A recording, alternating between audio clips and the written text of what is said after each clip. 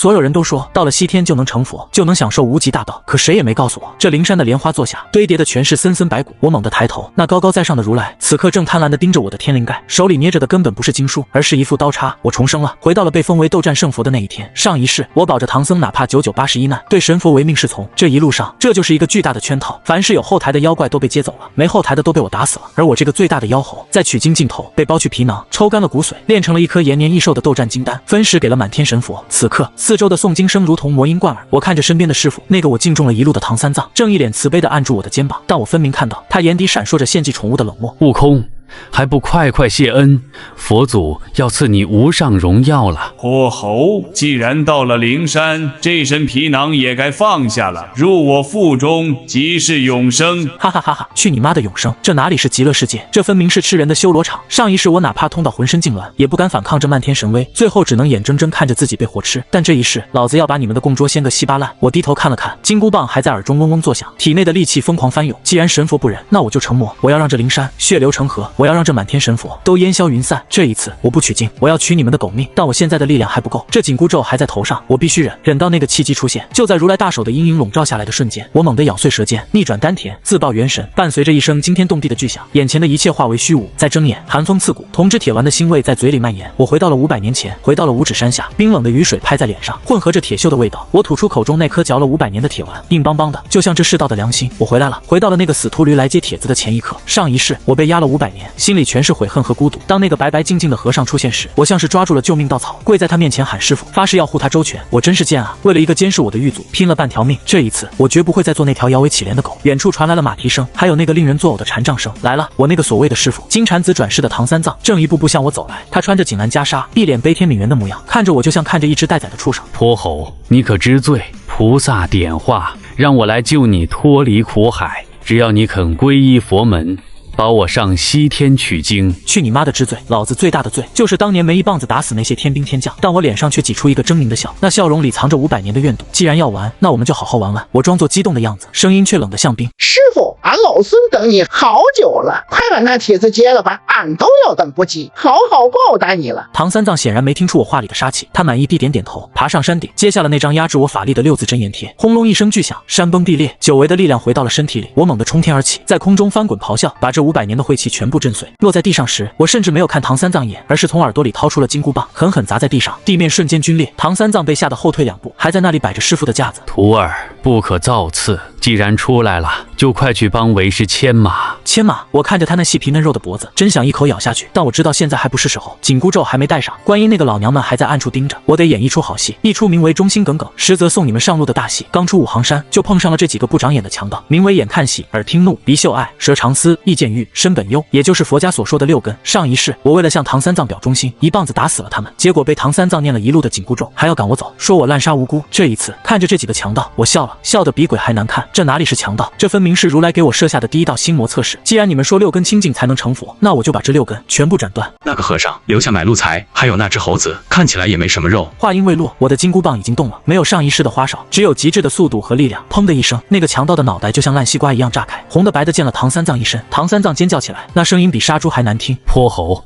你怎可伤人性命？出家人慈悲为怀，你给我跪下！要是以前我早就慌了，跪地求饶，但现在我转过身，满脸是血的盯着他，一步步逼近。师傅，你不是要取经吗？这路上妖魔横行，我不杀人，难道等着被他们吃？还是说你想替他们死？我的眼神太凶，凶的连唐三藏都忘了念经，他哆哆嗦嗦地指着我，半天说不出一句话。我冷哼一声，转身走向剩下的5个强盗，他们已经吓尿了裤子，跪在地上磕头，但我没有丝毫怜悯。上一世我饶了多少妖怪，最后他们都成了菩萨的坐骑，而我却成了盘中餐。这个世界只有死掉的敌人才是好敌人。我举起棒子，手起棒落，每一击都带着千钧之力，将这所谓的6根砸成肉泥，血液染红了脚下的土地，也染红了我的眼。我感受到体内某种封印正在松动，那不是魔性，那是被压抑了太久的野性。这一世我不要做佛，我要做回那个无法无天的齐天大圣。我要囤积力量，我要把这路上的妖怪，不管是有后台的还是没后台的，通通杀光，吸干他们的妖力。等到再次站在灵山脚下时，我要让如来老儿跪下来求我。来了，该来的还是来了。那个让我痛不欲生的紧箍咒，那个把齐天大圣变成一条听话看门狗的项圈。上一世我像个傻子一样被这一顶花帽骗得团团转，戴上之后稍有不顺从，那就是脑浆迸裂的剧痛，那是灵魂被生生撕裂的折磨。那个老太婆，也就是观音那个伪君子，此刻正一脸慈悲的教唆唐三藏，说这是能让我回心转意的法宝，真是可笑。明明是奴役，却被美化成度化。我看着唐三藏那贪婪又窃喜的眼神，他早就怕了我，巴不得立马给我套上龙头。他把那花帽藏在包袱里，等着明天骗我戴上。长老，此宝唤作定心真言，那猴头若是不听话，你便念上一念，保管他服服帖帖。多谢老菩萨，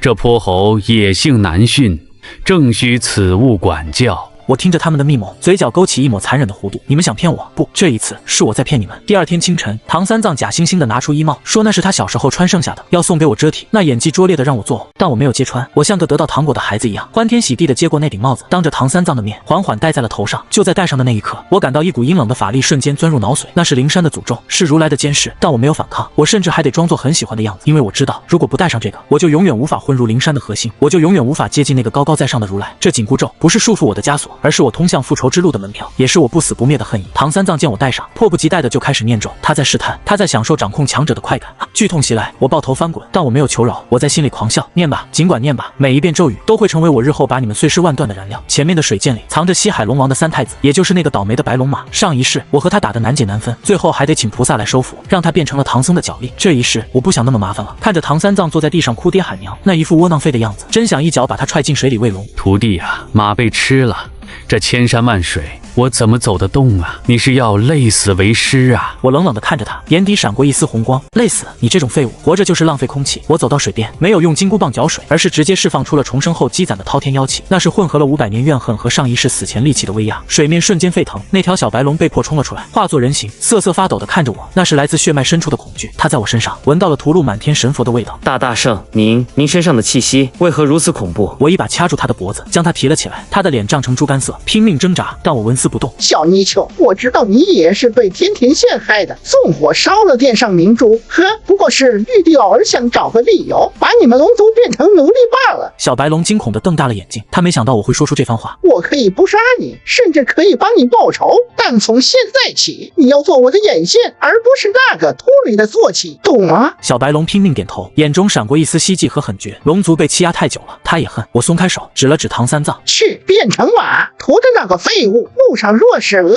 了，除了那个和尚不能吃，其他的随你开口。小白龙咆哮一声，化作一匹白马，但那马的眼睛里不再是温顺，而是藏着和我一样的凶光。唐三藏见马回来了，破涕为笑，还夸我有本事。可他哪里知道，他骑着的是一条随时准备吃人的恶龙，而牵马的是一个随时准备灭佛的魔头。这取经队伍越来越有意思了。走了几个月，来到这观音禅院，这里供奉的是观音，但这寺里的和尚一个个长得肥头大耳，满面油光，而寺外的百姓却饿殍遍野。这就对了，这才是佛门的真面目。搜刮明知名高，给自己塑金身。那个活了270岁的金翅长老被人搀扶着走了出来。上一世我觉得他是得道高僧，这一世我一眼就看穿了他的本质。他根本不是修的长寿，而是靠着吸食童男童女的精气，才苟延残喘到今天。他就是一具披着袈裟的活尸。老爷乃上邦人物，可有什么宝贝借老衲一观？唐三藏这个没脑子的又开始显摆那件锦兰袈裟，那是佛祖赐的宝物，上面嵌满了气宝，夜间能发光。当袈裟展开的那一刻，我清楚地听到了金翅长老吞咽口水的声音，他那双浑浊的眼睛瞬间迸发出贪婪的绿光，那是恶鬼看到血肉的眼神。好宝贝，真是好宝贝啊！若能穿上一穿，死也无憾了。他哭着求借看一晚，唐三藏心软答应了。但我知道今晚注定是个不眠之夜。入夜后，我没有睡觉，而是坐在房梁上，冷冷地看着这群和尚搬运柴草。他们想烧死我们，好霸占袈裟。我没有阻止，反而觉得兴奋。烧吧，烧得越旺越好。我从耳朵里掏出避火罩，但这罩子我只罩住了唐三藏的禅房，至于其他的，我要助他们一臂之力。我吹了一口仙气，那火势瞬间借着风势冲天而起，整个观音禅院变成了一片火海。我站在火光中，看着那些平日里作威作福的和尚在火海里惨叫打滚，看着那个金翅长老抱着袈裟不肯撒手，最后被烧成一团焦炭。这火真美啊！这是贪婪的业火，也是我复仇的序曲。我就这样静静地看着，手里拿着从金翅长老密室里搜刮来的几百年积攒的金银财宝，还有几颗修炼成型的妖丹，囤货，这才是正事。至于袈裟，那东西丢了最好，反正也是要把黑熊精引出来的。那个所谓的守山大神，也是我未来的猎物之一。火光映红了我的脸，我笑得比这大火还要张狂。看着眼前这个憨头憨脑的黑熊精，我不禁生出一丝同情。他本事不错，能和我打个平手，可惜脑子不好使，一心向佛，想要讨个正果。傻熊啊，你看看我，看看我头上的这个圈。圈，这就是你要的正果吗？上一世，这黑熊精被观音收去做了守山大神，看起来风光，实则是被终身监禁在普陀山，做一条没有自由的看门狗。这次观音又来了，他还是那副悲天悯人的虚伪模样，手里拿着那个但我无比恶心的金箍，名为禁箍，是专门给这头熊准备的。孽畜，你若肯归顺于我，我便饶你性命，赐你一场大造化。我看在眼里，心里冷笑，造化，把野生动物抓进动物园也叫造化，但我没有出手阻止，因为我需要让这漫天神佛觉得我还是那个只会搬救兵的猴子，我还要隐藏实力，等待最后反戈一击。我看着观音把那个禁箍套在了黑熊精的头上，那一刻，黑熊精的眼神变了，从一开始的桀骜不驯变成了迷茫，最后是痛苦的哀嚎。菩萨饶命，菩萨饶命，弟子愿皈依，弟子愿做牛做马。看着他在地上打滚，就像当初的我一样，我的指甲深深陷入了掌心，鲜血顺着指缝流下。这灵山的手段永远只有这一招：暴力征服，精神控制，然后美其名曰度化。观音满意的收走了黑熊精，临走前深深看了我一眼，那眼神里带着警告，仿佛在说：你看，这就是不听话的下场。我低下头，装作畏惧的样子，身体微微颤抖，但我心里却在狂吼：收吧，尽情的收吧，等你把全天下的妖魔都变成你的奴隶，我就会亲手把你的普陀山变成一座巨大的坟墓，救出了唐三藏，拿回了那件晦气的袈裟。那老和尚还是一副受了惊吓的样子，真是废物。接下来该去那个充满欲望和肮脏交易的地方——高老庄，那里藏着一个被天庭抛弃的妻子。到了高老庄，这地方透着一股子诡异的富贵气。高太公哭哭啼啼说家里来了个妖怪，霸占了他女儿，还吃的巨多。上一世我信了他的邪，以为这妖怪是个祸害，这一世我开了法眼，看穿了这豪宅下的肮脏。这高家原本只是普通农户，短短几年暴富，靠的是什么？靠的就是那个妖怪，也就是朱刚烈，没日没夜的干活，耕田霸地，甚至用妖力帮他们聚财。现在家业大了，嫌弃妖怪长得丑了，嫌弃妖怪吃的多了，就想找到是和尚来杀驴卸磨。人性啊，有时候比妖魔还要贪婪，还要恶毒。我看着高太公那张精明算计的老脸，真想一棒子砸烂。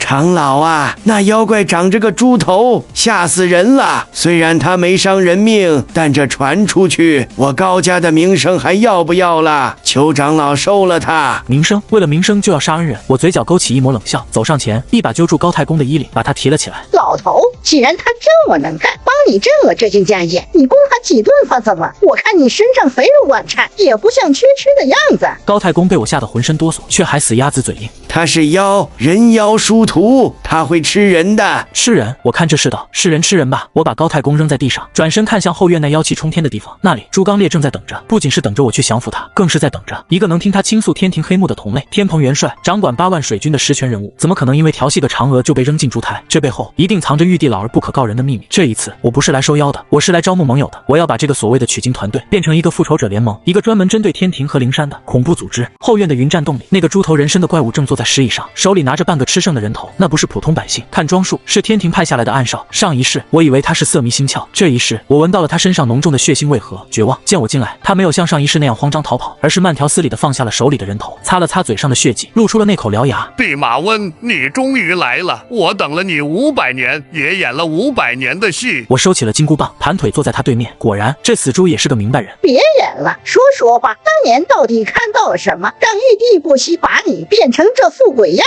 子，也要把你赶下凡？朱刚烈愣了一下，随即爆发出疯狂的大笑，笑的眼泪都流了出来，那笑声里充满了自嘲和悲凉。哈哈哈哈！果然是齐天大圣，我就知道你不会甘心做如来的狗。他猛地站起来，9齿钉耙狠狠砸在地上，火星四溅。调戏嫦娥？呸！那是王母设的局，我不过是撞破了他们把凡人魂魄炼制成长生药的勾当。那些所谓的蟠桃底下埋的都是童男童女的尸骨，我不肯同流合污，他们就毁我肉身，让我投猪胎，受尽世人耻笑。我听着他的咆哮，心里的怒火再次被点燃。原来如此，原来这天庭比我想象的还要烂。我站起身，向他伸出了一只毛茸茸的手，眼神坚定如铁。那就走吧，加入这个取经队伍，我们一起去西天，不是去取经，是去讨债，把你失去的威风，把他欠我们血债连本带利的讨回来。朱刚烈看着我的手，沉默了许久，最终那只粗糙的大手狠狠地握住了我的手。好，大师兄，这西天路，老朱我陪你杀个痛快。就这样，队伍里多了个二师兄。表面上他是贪吃好色的猪八戒，实际上他是为了复仇而隐忍的恶鬼。我们的队伍越来越壮大了。唐三藏，你准备好面对真实的我们了吗？离开了高老庄，队伍里多了一头心怀鬼胎的猪。唐三藏以为他是来赎罪的，却不知这头猪比谁都想看着他死。来到了黄风岭，这里盘踞着一只黄风怪。上一世这妖怪吹出的三昧神风，差点把我的火眼金睛给弄下了。最后还是灵吉菩萨拿着定风丹来收场。但这一世，我闻到了那风里不一样的味道，那不是风，那是成千上万冤魂被研磨成粉末后，在空中惨叫的声音。这黄风怪根本就是灵山放养在这里，帮他们处理残次品的焚化炉。我冷眼看着那妖风卷来，唐三藏吓得滚下马鞍，大喊救命。猪八戒举着钉耙装模作样的挥舞，度，实则在暗中观察我的反应。猴哥，这风太硬了，老猪我站不住了，师傅要被卷走了。我抱着胳膊站在原地纹丝不动，嘴角挂着一丝冷笑。卷走就卷走吧，反正他也想去西天，这妖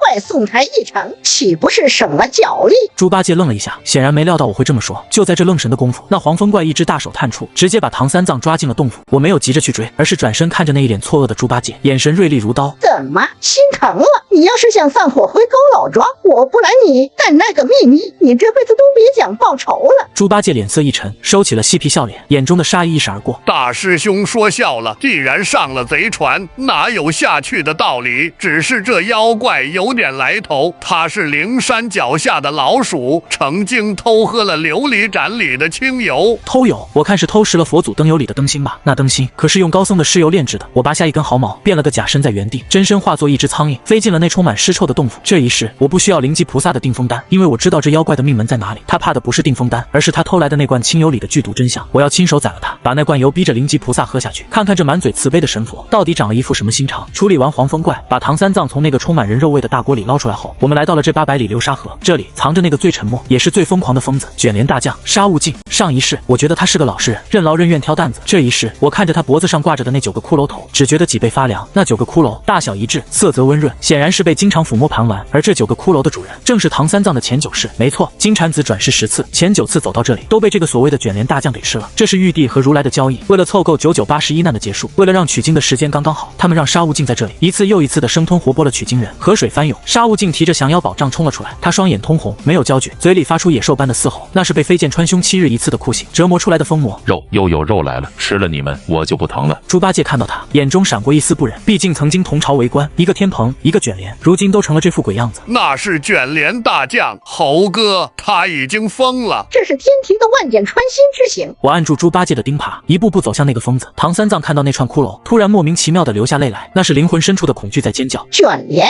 睁大你的狗眼看看，你脖子上挂着的是你吃了9次的同一个人，你还没吃够吗？还是说你想吃第10次，永远在这个轮回里当一条疯狗？沙悟净的动作停住了，他死死盯着唐三藏，又摸了摸脖子上的骷髅，突然抱着头发出了凄厉的惨叫。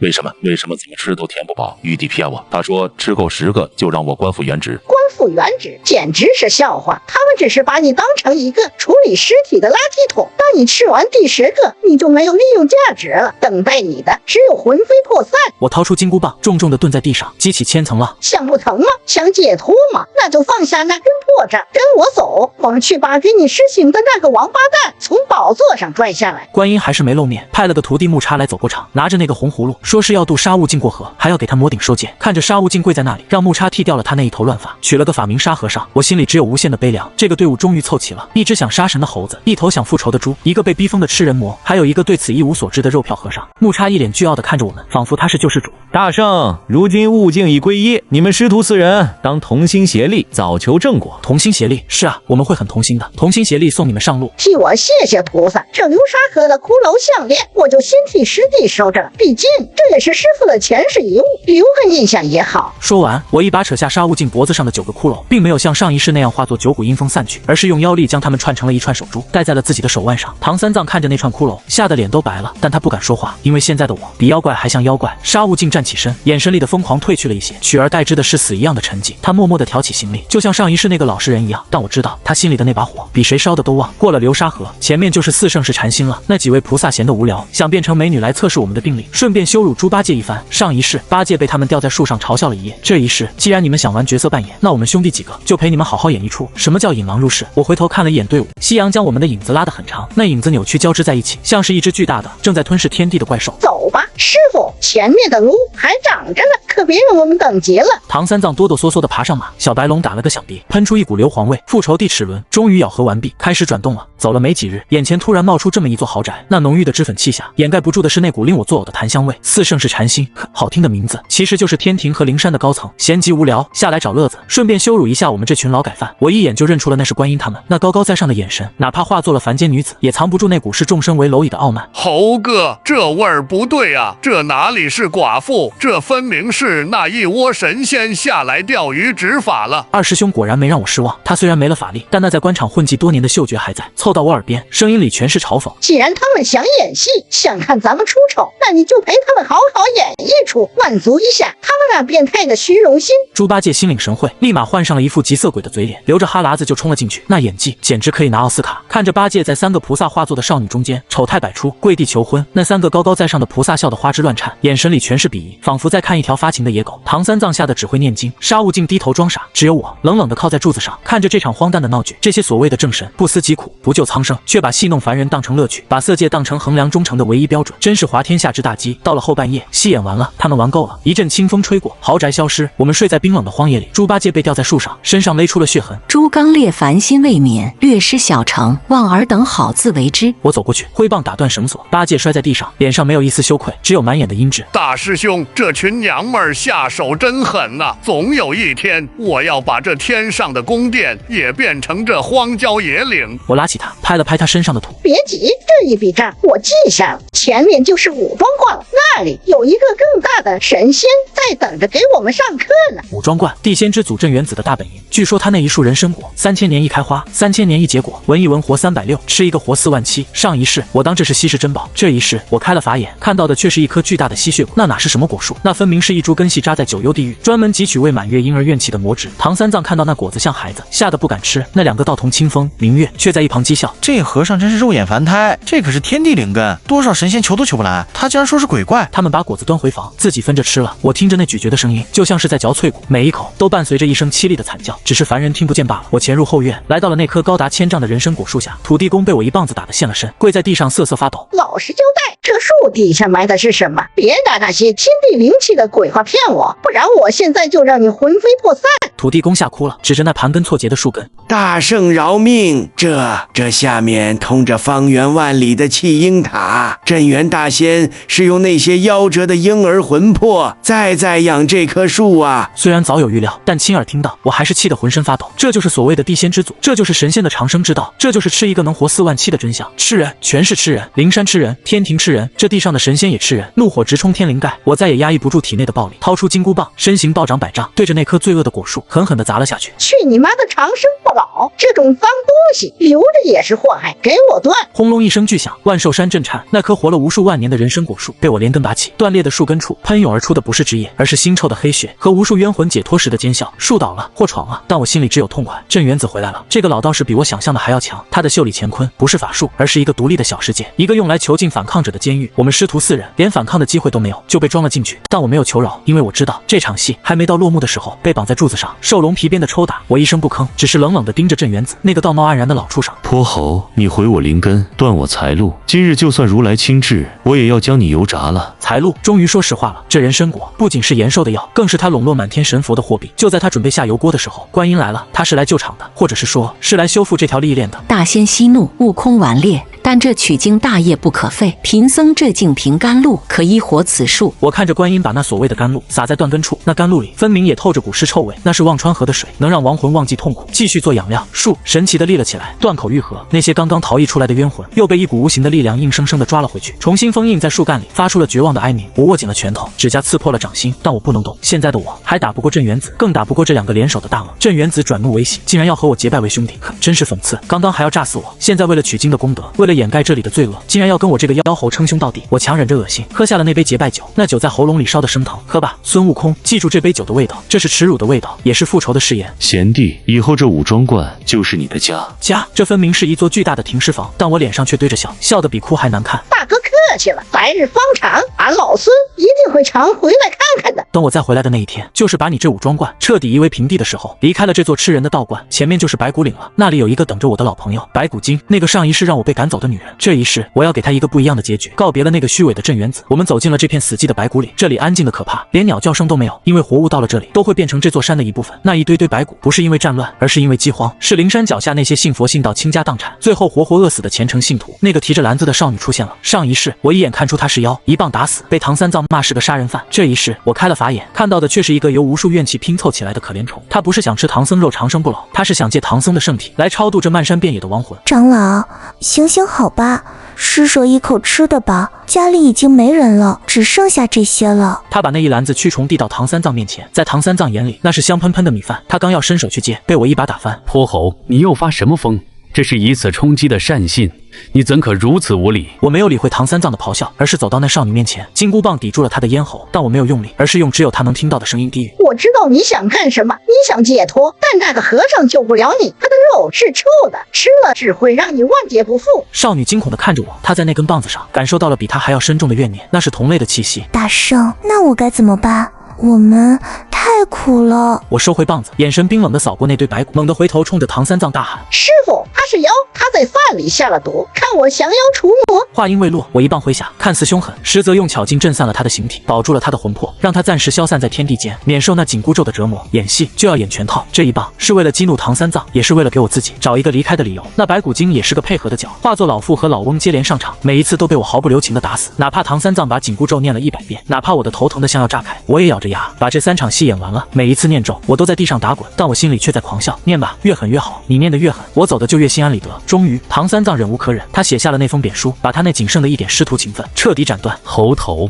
你屡教不改，滥杀无辜，从今日起，你我师徒恩断义绝，你回你的花果山，我取我的西天经，滚！看着那张轻飘飘的纸，我装作痛哭流涕的样子，跪在他面前磕了3个响头，额头磕出了血，染红了脚下的白骨。师傅，既然你不要我了，那老孙就走了。但这路上妖魔凶险，你好自为之。我站起身，看向猪八戒和沙悟净，他们的眼神里充满了担忧，但也有一丝了然。特别是八戒，他冲我微微眨了眨眼，那意思是：猴哥，你放心去办事，这里我顶着。我腾空而起，在云头回头看了一眼，唐三藏还在那里气得发抖，而在他身后的阴影里，无数贪婪的目光已经亮了起来。没有了齐天大圣的震慑，他就是一块行走的肥肉。我也该走了，去办一件大事，一件我重生回来就一直想做的事，回那个被烧焦的家，重铸我的妖兵。这一走不是逃避，而是为了积蓄力量，等我再回来时，这取经路上的游戏规则就得由我来定了。这就是我的家，花果山水帘洞，那个号称齐天大圣的根据地。上一世我以为天庭只是抓了我，这一世我看着这满目疮痍，才知道当年二郎神放的那把火到底有多毒。这是要断了我的根，灭了我的种。47000只猴子，如今只剩下这几百只老弱病残，躲在岩缝里苟延残喘。他们看到我从云头落下，吓得四处逃窜，已经认不出我是谁了。心像是被一只大手狠狠攥住，疼得无法呼吸。这就是我效忠天庭、保唐僧取经的代价吗？连自己的家都护不住，我还修什么佛？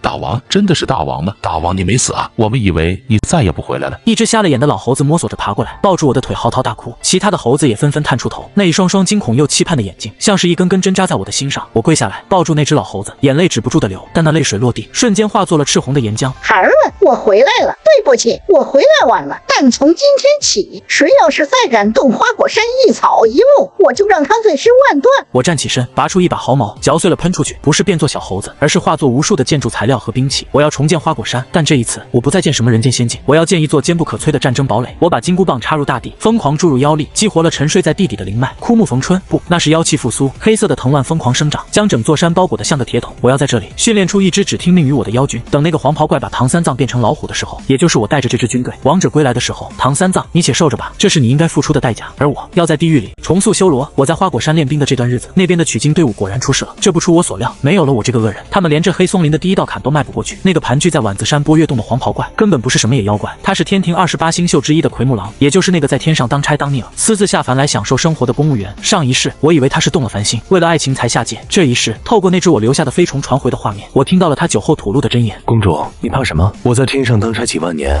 看守那冷冰冰的行宫，哪有在这人间吃香喝辣快活？玉帝那是睁一只眼闭一只眼，只要我按时交点供奉上去，谁管我吃多少人？供奉，原来如此，这人间的血食竟成了天庭神官们互相打点的土特产。唐三藏那个蠢货，以为进了宝塔是遇到了好人，结果一头撞进了奎木狼的饭碗里。猪八戒和沙悟净这2个废物，加上那条不敢露相的小白龙，根本不是这星宿老怪的对手。我看着屏幕里，猪八戒被打得屁滚尿流，躲在草丛里不敢露头；沙悟净被捉，唐三藏被绑在柱子上，吓得尿了裤子。我没有丝毫的焦急，反而倒了一杯猴酒，慢慢品尝。急什么？好戏才刚刚开始。这奎木狼手里有一颗舍利子玲珑内丹，那可是好东西，是他几万年星辰之力的结晶。上一世被天庭收回去了，这一世那是我的囊中之物。我要等到唐三藏被羞辱到极致，等到猪八戒走投无路，等到他们明白离开了我孙悟空，他们就是一群待宰的羔羊。奎木狼，多吃点，把你养肥了，我也好下刀。至于那个唐三藏，你可千万别急着吃，给他留口气，让他好好感受一下什么叫绝望。风从花果山的废墟上吹过，带着一股肃杀的凉意。我擦拭着手中的金箍棒，那棒身上的龙纹似乎也嗅到了即将到来的血腥味，兴奋地颤抖起来。高潮来了，这是我最喜欢的一幕，也是整个西游路上最讽刺的一幕。那个口口声声人妖殊途，那个把慈悲为怀挂在嘴边的圣僧唐三藏，此刻正在这金碧辉煌的大殿上，经历着他人生中最大的噩梦。奎木狼不仅武力高强，这颠倒黑白的本事也是一流。他化作驸马，反咬一口说唐三藏是妖狐，这哪里是法术，这分明是权力的游戏，谁拳头大，谁就有话语权。陛下请看，这和尚原是山中老虎成精，假冒圣僧来骗取通关文牒。今日我就让他现出原形。随着那一声变，唐三藏的哀嚎声响彻大殿，他的皮肤炸裂，长出黄色的毛发，他的手脚变成利爪，他想辩解，张嘴却发出了一声震耳欲聋的虎啸。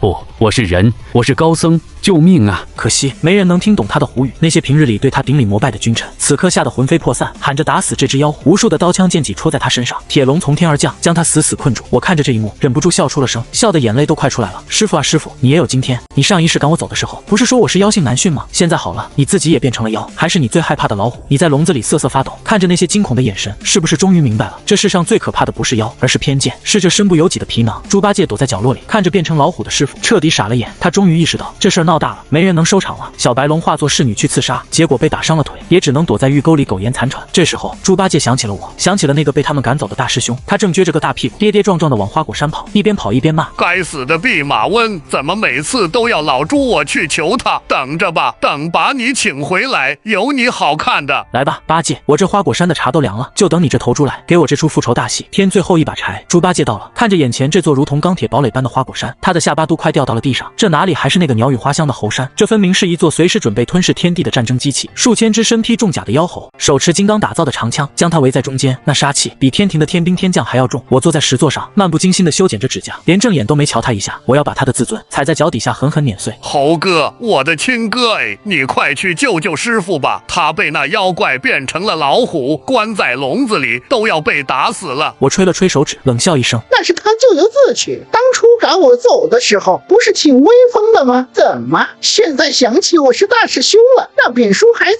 我这儿呢，白纸黑字，我可不敢抗命。猪八戒急了，他知道我不吃软的，眼珠子一转，想用激将法，那是他一贯的伎俩。可惜这一世我看他就像看个小丑。那妖怪说了，就算齐天大圣来了，也要剥了他的皮，抽了他的筋，拿他的猴骨头熬汤喝。猴哥，你能忍？我猛地站起身，金箍棒轰然落地，整个花果山都在震颤，那股狂暴的威压直接把猪八戒震得跪在地上。激将法，八戒，你还是长进点吧。不过既然那妖怪是奎木狼，那我就去会会他，不是为了救那个废物和尚，而是那妖怪身上有我想要的东西。我走到猪八戒面前，弯下腰，在他耳边低语，声音如同来自地狱的恶鬼。记住了，这次回去不是他唐三藏收留我，是我孙悟空赏他一条狗命。从今往后，这队伍里只有我说了算。猪八戒浑身颤抖，连连点头。此时此刻，他才真正明白，那个曾经的大师兄死了，站在他面前的是一个真正的齐天大圣。我挥手招来筋斗云，云彩都变成了墨黑色。走吧，去把那颗28星宿的内丹取回来，那是重铸我腰身的第一块拼图。我没有急着下去，而是像看一只困兽一样看着奎木狼。这只天上的星宿此刻正拿着那把寒光闪闪的钢刀，在我的分身阵里乱砍。他慌了，因为他发现我的每一个分身都带着令他窒息的杀气，那不是法术，那是纯粹的来自地狱的戾气。上一世我和他打了50-60个回合，还要请天庭来收场。这一世我甚至不需要动真格的，我只需要玩弄他，摧毁他的意志，逼他吐出那颗我梦寐以求的内丹。我打了个响指，所有的分身同时停手，齐刷刷的看向他，露出了诡异的微笑。奎木狼，你在天上当差的时候没听说过齐天大圣的名号吗？还是说这几百年的安